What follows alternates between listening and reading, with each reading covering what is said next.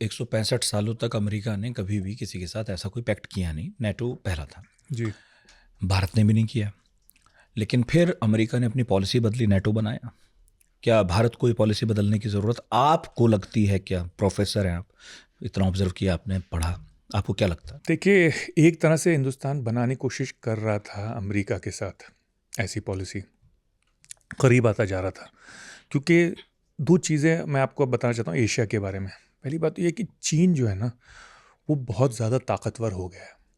मतलब इतना ज़्यादा ताकतवर हो गया है चीन, इतनी ज़्यादा प्रोडक्टिव कैपेसिटी है कि चीन अकेला पूरी दुनिया को सोलर पैनल्स और इलेक्ट्रिक व्हीकल सप्लाई कर सकता है। यानी चीन में इतनी प्रोडक्टिव कैपेसिटी है कि पूरी दुनिया उतना खरीद नहीं सकती, उतना सोलर पैनल और इलेक्ट्रिक व्हीकल्स और ऐसी तमाम चीज़ें हैं। मैं तो ये दो एग्जांपल दे रहा हूँ। तो अब चीन जो है वो इतना भारी हो गया है एशिया में, इतना ज़्यादा वेट हो गया है और इतनी ज़्यादा उसकी एडवांस टेक्नोलॉजी हो गई है, यानी कि उसकी जीडीपी हमसे 5 गुना है। तो वो हर चीज़ के लिए 5 टैंक लगा सकता है, जहाँ हम 1 टैंक लगा सकते हैं, वो 5 एयरक्राफ्ट लगा सकता है। और उसकी टेक्नोलॉजी बहुत अच्छी हो गई है। जो पहले हम कहते थे कि यार चीन का माल जो है वो जंग की तरह है और ये वो, आज से 20 साल पहले, अब नहीं है। बल्कि मैं कहूँगा अब चीन का जो माल है, चीन के जो एयरक्राफ्ट है, मिसाइल हैं, वो रूस से बेहतर हैं। शायद अमेरिका के टक्कर के नहीं हुए, पर रूस से बेहतर हो चुके हैं। तो अब टेक्नोलॉजी भी आ रही है, बढ़ती जा रही है। डीप सीक आ गया, आपने देखा एआई पे सिर्फ एक मुल्क टक्कर ले सकता है अमेरिका से, और कोई मुल्क आर्टिफिशियल इंटेलिजेंस पे नहीं ले सकता, वो है चाइना। तो चाइना जो है वो हमारे बॉर्डर पे खड़ा है, और उससे बड़ी मुसीबत ये है ज़्यादा कि चाइना अब एक साउथ एशियन पावर बन चुका है, दक्षिण एशिया में घुस चुका है। हमारा पूरा जो पड़ोस है, हमारा नेबरहुड जो है, उसमें हर मुल्क चाइना के ऊपर डिपेंडेंट होता जा रहा है। पाकिस्तान तो है ही डिपेंडेंट फुल्ली, फौज के तौर पर, उस पर भी, इकोनॉमी के तौर पर। आप देखिए नेपाल का, मैंने बताया था आपको, 76% इलेक्ट्रिक व्हीकल्स जो पिछले साल बिकी हैं नेपाल में, 76% ऑफ टोटल व्हीकल्स जो हैं वो इलेक्ट्रिक व्हीकल हैं, और वो सब चीन से आ रही हैं।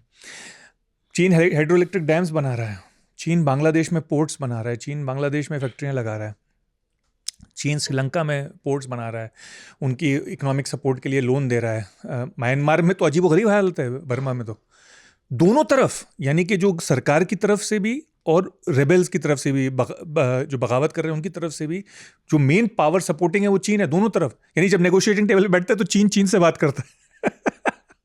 आपने ये कहीं सुना नहीं होगा दुनिया में। तो इतना ज़्यादा घुस गया है चीन कि अब एक फ्रंटियर बचा था इंडिया के लिए कि बस अपना मार्केट बचा सके और इंडिया अपने आप को बचा सके। इंडिया भी एक तरह से, हम $100 बिलियन की एक तरह से रिश्वत देते थे उनको कि उनका ट्रेड सरप्लस था हमारे साथ।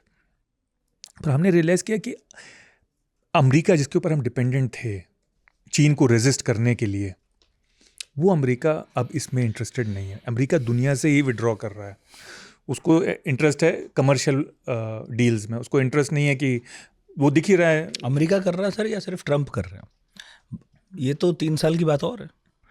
अगर ये नाकाम रहे ट्रंप, और मिसाल के तौर पे अमेरिका रिसेशन में चला गया, तो दुनिया कुछ ठीक हो सकती है वापस, अगला प्रेसिडेंट आएगा और ठीक करे। पर अगर ये कामयाब हो गए, अगर ट्रंप अपने मकसद में कामयाब हो गए, तो अगला प्रेसिडेंट वापस नहीं करेगा। इंटरनेशनल अफेयर्स में कैसे कैसे समीकरण होते हैं कि अब ये दुआ करे दुनिया कि अमेरिका रिसेशन में चला जाए।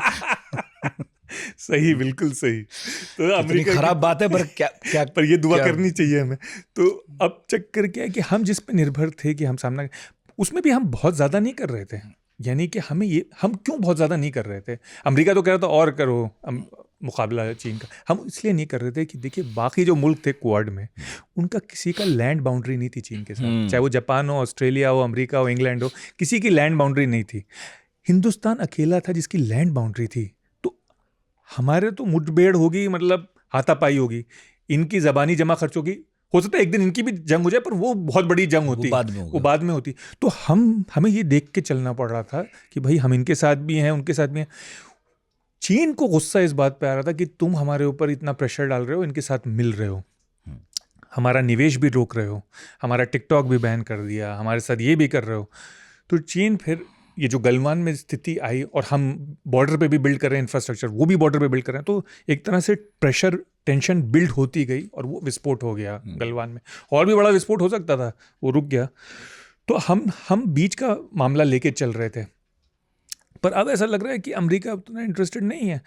तो हम भी उतना ज़्यादा, हम भी नहीं इंटरेस्टेड फिर। तो हम, एससीओ में हमने समझा लिया होगा ना चीन को थोड़ा तो। हाँ, तो और हम अब भी, तो पुतिन भी है बीच में, उनको भी फायदा इसी में है कि अभी थोड़ा सा नरम नरम चलो सब मिलजुल कर।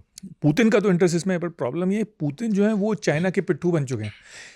रशिया की पूरी इकोनॉमी चाइना की इकोनॉमी पर डिपेंडेंट है। वो $2 ट्रिलियन की इकोनॉमी है, चाइना $20 ट्रिलियन की इकोनॉमी है। हर चीज़, कार से लेके एयर कंडीशनिंग से लेके माइक्रोचिप से लेके सब चीन के थ्रू आता है अब रूस में। तो रूस खुद पूरी तरह से डिपेंडेंट है। बल्कि मुझे तो ये लगता है, और बहुत से लोग ये कहते हैं, कि अगर जंग हुई चीन के साथ तो शायद रूस हमें हथियार ना दे, क्योंकि चीन प्रेशर डालेगा रूस पे कि ना दो। तो हम अब रूस के ऊपर उस तरह से डिपेंडेंट नहीं हो सकते जैसे हम पहले थे रूस के ऊपर डिपेंडेंट।